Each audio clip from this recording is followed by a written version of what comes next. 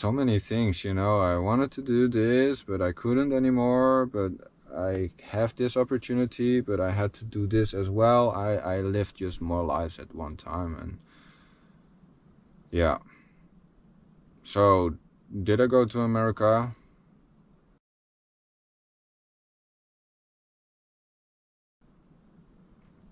Yeah, I did go to America. On my own, though. I think, yeah, how that all happened, I don't know anymore. It was a roller coaster with all things. My teachers didn't like it because I didn't finish the tasks. Although I finished everything what I needed to finish in that year to have the paper, I still was postponing the task I needed to do. So I could understand that, and it was anyway overwhelming and a roller coaster to go to the other side of the world. It's crazy. Lots of contacts as well. So for music, in music wise it was good, and life wise it was overwhelming. So I couldn't go anymore. I couldn't do this anymore. I had no respect for the people I was playing with, even though it sometimes was fun. But I couldn't handle it anymore. So I decided to stop. I said to my parents, I need a break. I said to my teachers, I need a break. I said to myself, I need a break. But I knew that it could be a possibility that, yeah, it wasn't allowed from school, even though I was just worn out anyway. I think health is priority, but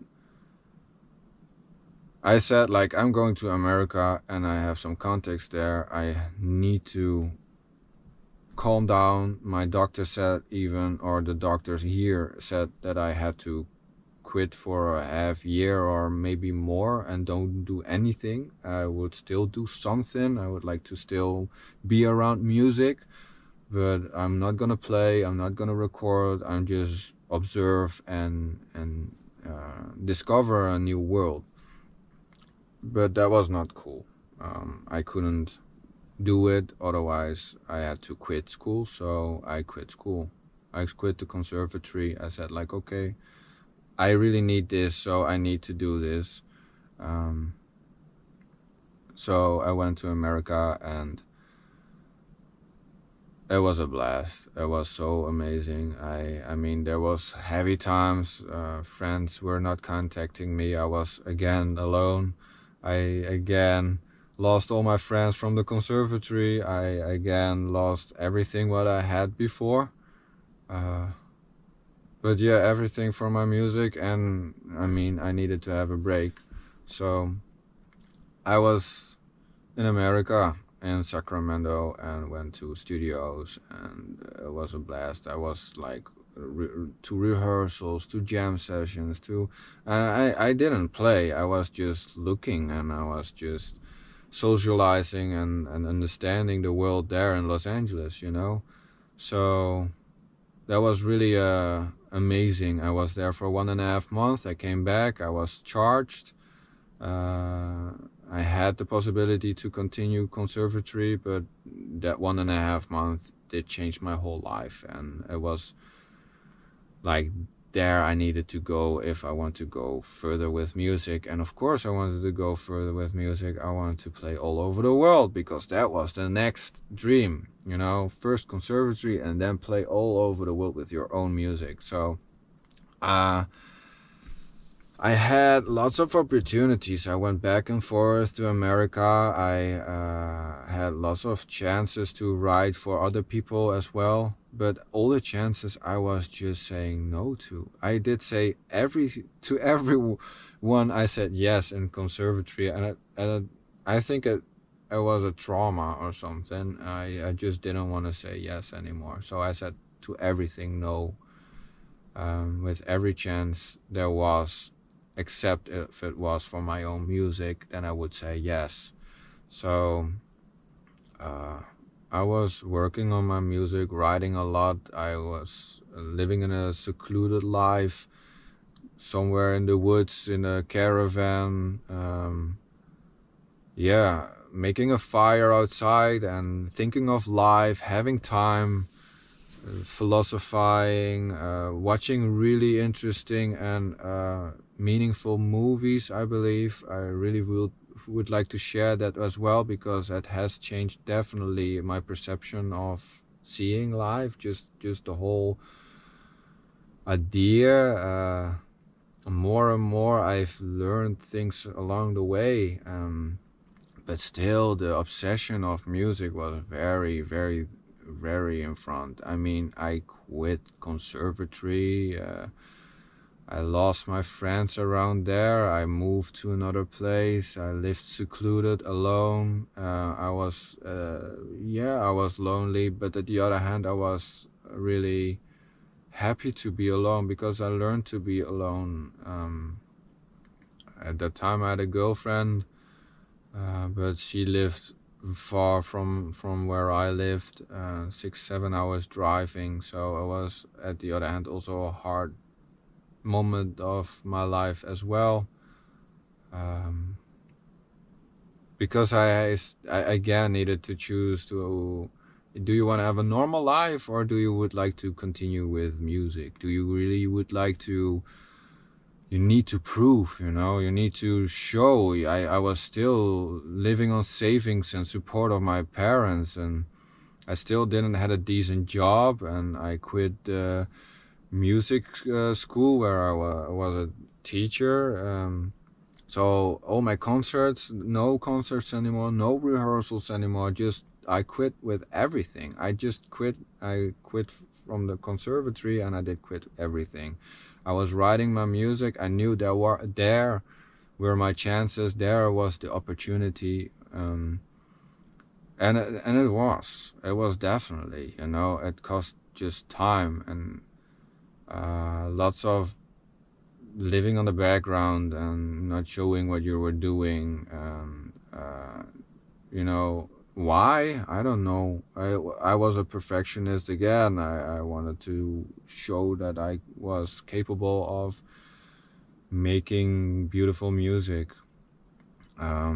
Eventually it was that time that I said, like, okay, I now need to do crowdfunding. I would like to make a live album, a whole bunch of things and ideas of a crazy project, you know, getting all those people who I learned along the way to get all in one place from all over the world, and stay there at the beach and work on my songs, and eventually, you know, have a live album where all the people can show, or all the people could be invited, and, you know, sit at the beach and listen to live recordings, and having headphones inside and stuff like that, like all stuff I had in mind. But that dream didn't come true. It was lots of pressure. Oh, it's the 28th of October, it's my birthday, I need now to do it. I'm 25 years old. I'm like, yeah, in the Netherlands, half Abraham and whatever. It was the whole happening and lots of pressure, and I'm so sorry of the girlfriend I had, because she was really supportive for me, and she couldn't understand me at that moment. Of course you couldn't understand, you know. I was just obsessed to make music. I forgot life, and I mean, I was there, of course, you know. I was not always busy or something like that, but I was still, you know, life was music, you know, music was life, and that's it, you know. And I need to show, I need to prove. And also all the people I did meet in those years after conservatory, it was still like, okay, you have to show now, you know. You did quit conservatory, you did quit all your concerts and stuff like that. It has to be something big then, you know. Yeah, it was not fun. I was lots of lone lonely time, I think. I mean, not only lonely, I was just alone, and I also appreciate lots of beautiful things alone. I mean, I was sitting in the fields in the Netherlands and watching sunsets, going outside when it was cold, making fire, watching the wood, how it would burn to stay alive, and all things, you know. It was crazy. It was a really quite interesting life moment of my life, and I'm really thankful for my parents to make that happen as well. I moved to the beach eventually, and close to the beach, and was like, okay, now I'm gonna make my music, and now I'm gonna show. That was my last real songs I think I've done, and that was in 2017. Crazy enough, I did write my music not really with a formula or something, not with like, okay, I'm gonna make this song or that song. I make music, I think, also by lyrics. So I did write some stories or what I was thinking about or feeling or something, but I was not really conscious about the words. I think it's also because it's English or something, so it's not my mother language at all. So it was, yeah, it was really strange. And it was, I mean, so many things happened, you know. I mean, from conservatory to America, I mean, it sounded really easy, but it wasn't at all. I was 21 years old, I was alone, and I had to survive there on my own. And Las Vegas, when you're 21 years old and you're from the Netherlands, it's like, and you're alone, it's like you're in a movie. It's so amazing to be there, and it's driving with a rental car, you know, in an automatic, and we don't know that really much in the Netherlands, so it was totally new. And I had suddenly to drive in Los Angeles, and I just, you know, I could drive, but it was like, holy, okay, I should not hit anything or something. And then eventually I was driving from Los Angeles to Las Vegas to a guy from Stevie Wonder or whatever. It was like it was so strange, all that stuff. It was a movie, and I liked the movie, I loved the movie, but I also met so many friends which already, you know, were in the Beverly Hills Grammy Award stuff and already made it and stuff like that. And I mean, that was cool for me. I mean, went to crazy studios, and I had so many crazy experiences, and I couldn't believe what happened all to me, and I'm really thankful for them as well to experience that way of living. But I also did see that there was not that much time to experience life, you know. Every time when I went back, I was in a secluded place, and I had time to just process everything and see how the progress is going and all that stuff. So it was really hard to see that some friends didn't see the world as I would have liked to see as my dream, to play all over the world. But if you play all over the world and have no time to look around you and to, you know, breathe the air of the area and go to locals and to learn the way how they learn, how they live there, and all the culture and the traditions and all that stuff, you know, the nature around, take a hike or something, just wasn't there. And so much pressure and so much, you know, repeating the same thing again, and, you know, having the pressure to perform and to have a happy face. And yeah, I just saw more and more that it's not who I want to be, it's not who I need to be. And yeah, after the crowdfunding was a disaster. I mean, thank you for, you know, the people who supported me back then.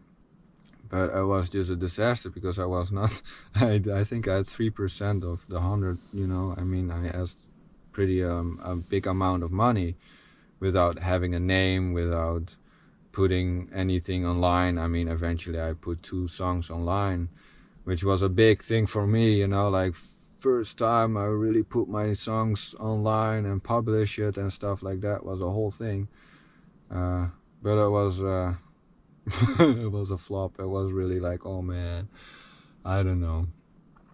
It was really heavy and was really hard, and I'm really sorry about the people who were supporting me. That I was just not me. I was losing myself again with all the pressure and all the proving, because I needed to prove, and I put a crowdfunding, and this was it, you know. Was this the thing what you were doing? I mean, the songs are cool, but you know, yeah. But 1 month later, or not, yeah, I think a month later or something, surprisingly the dream came true. I had a big opportunity, and I'm thankful, really thankful for the opportunity as well. But I got the chance to immigrate to America and be at a big label, music label, and write my own music as the way I wanted to. And a lot of appreciation from a living legend, which really supported me and really believed in me, as not that much people as I, you know, thought. So this was really like a surprise to me, and overwhelming at the same time, because oh wow, everything looked again that nothing would work out, and suddenly the dream came true, and you can do this. Well, I took time for it, and I was like 2 weeks at the beach house, or a house close to the beach, where I was just secluded again, and just took time, like, okay, let's sink this stuff in, like, okay, I can make my dream reality.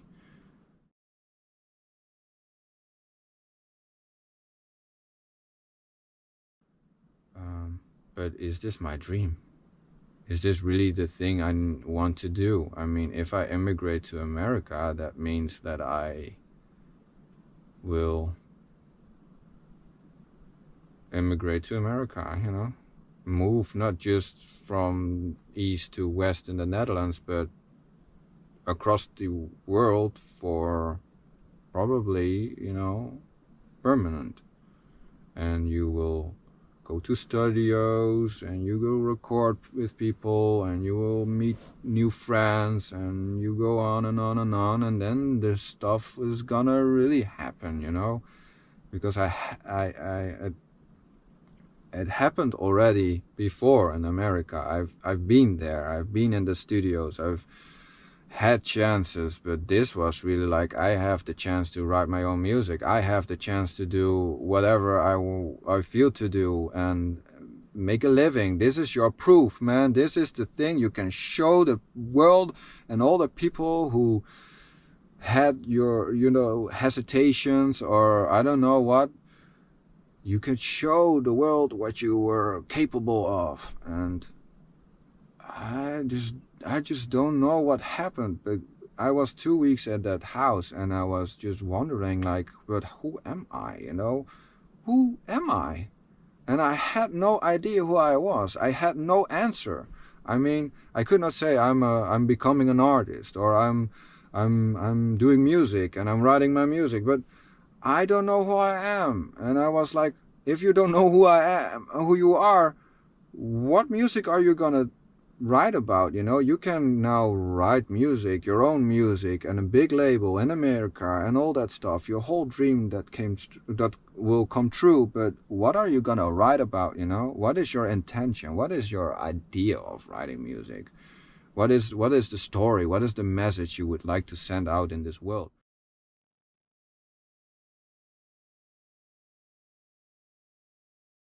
and I had no idea. I mean, I can write things about what I would like to do, or how it would be to be like this or that, or imagine, you know, my fantasies and all that stuff. But I wanted to be real. I wanted to write about things what I really truly have experienced or something, and share the learning curves, or the trial and error stuff, and you know, that I feel to share to the world. That is meaningful for me, at least, you know.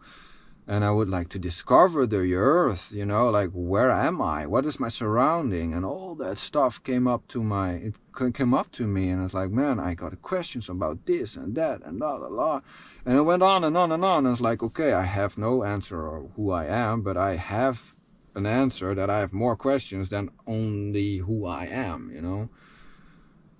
Who am I is not the only question what popped up.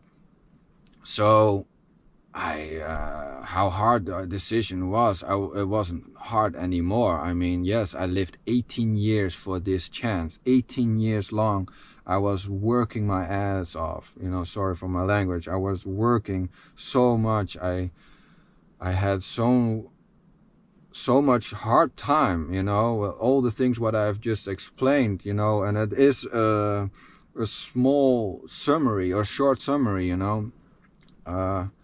It was my life, you know, and suddenly I had the chance to live literally my life as how I